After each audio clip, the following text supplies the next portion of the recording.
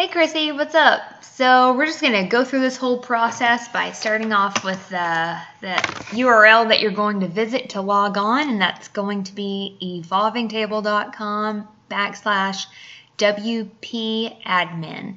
So in this area, you're going to type in your username that we created along with your password. But for me, I'll be typing in mine. Just log in, and that is going to take us to the WordPress dashboard. And this is where you can locate all of the posts that you need to get to. So you'll click on Post, go to All Posts, and that will pull up all of the different recipe posts that have been published. So I've already worked through the first 3 pages, so you can just go over here and actually type in. So we'll go to page 4 right now, press Enter. And you can do this at any point if you want to skip to like page 10 or whatever page you happen to be working on. And so the first area you're going to notice are all of the recipe titles. And those are right here.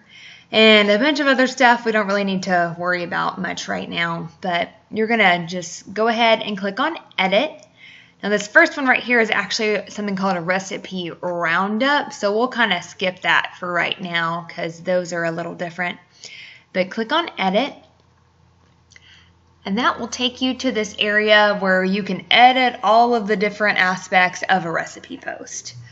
So one thing I do want to show you is, let's go back to where we just were. So instead of going back to all post, we're going to click the back button because the all post will bring you back to page 1.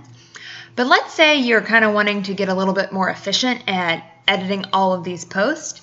What I like to do is, I have a PC computer, is I will press the Control key and click Edit, Edit, Edit on 5 different recipe posts and have them all working at the same time.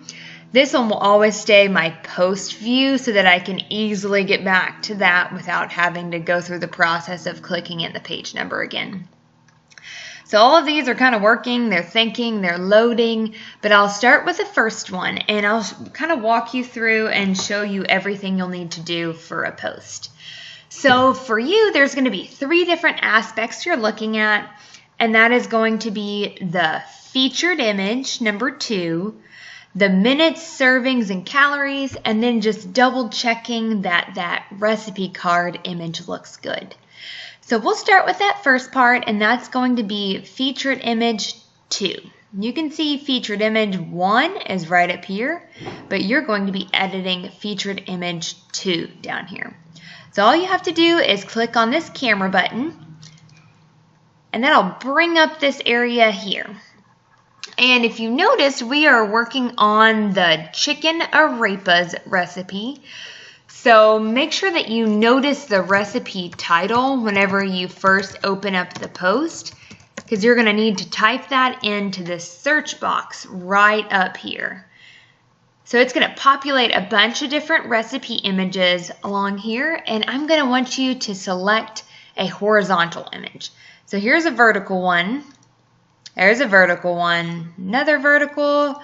Oh, look, there's a horizontal. So the idea for featured image number 2 is to select a horizontal image. These are going to be the images that come up on the home page slider area, which is that first image where the pictures kind of just automatically rotate. So we want these horizontal images to be selected.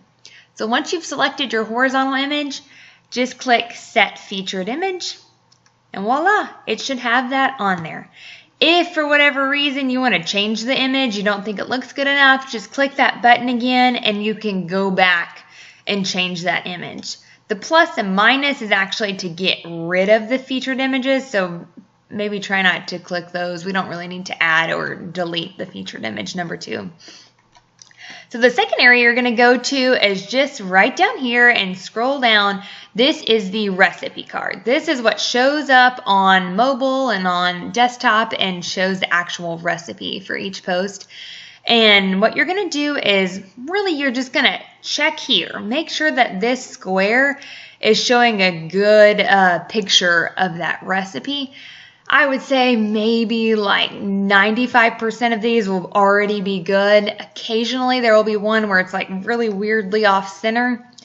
If you come across that, just click this picture right there it will pull up this area and you're going to click Remove Image. That'll take away that featured image for the recipe card. Click Add Image and you're going to do the exact same thing. Type in chicken, arepa. It will pull up a bunch of these pictures, and I want you to just select the best image, the image that looks the best in the square. So for this one, I normally like to keep it with a vertical image, but if for whatever reason none of the vertical images look good and you think the horizontal image looks the best, you can go ahead and select that. But then just for that, click Use Image, and don't forget to press Update and Close. I don't really foresee you having to do this too often. I'd say maybe like 10 of the recipes total of all the ones you're going to have to do. But mainly just check this, make sure it looks good. And then the last part is you're going to be looking at the total time, the number of servings, as well as the number of calories right down here that this recipe has. Oops, I accidentally clicked that. So we have 20 minutes, 8 servings, and 352 calories. So you're going to take this information, try to just remember it. So 28, 352, scroll all the way back up here and you'll see. You're going to type in 20 minutes, 8 servings, and 352 calories. Pretty easy. And then all you're going to do is click Update. So remember to click that update because that will save all the changes that you just made. And then at this point, it's going to be updating, refreshing. You can go ahead and go to your next one and keep going on. And once you've completed all 5 of these up here, I generally like to do about 5 at a time because it doesn't slow down my browser too much. Just go back and before you exit out, make sure that it says Post Updated right here. This will make sure that all of your changes were saved, and then you can exit out of all of those posts you just updated and go back and repeat the process. All right, that looks like about all for how to update the recipes, and the next thing I'll be showing you is how to input that information into the Excel document.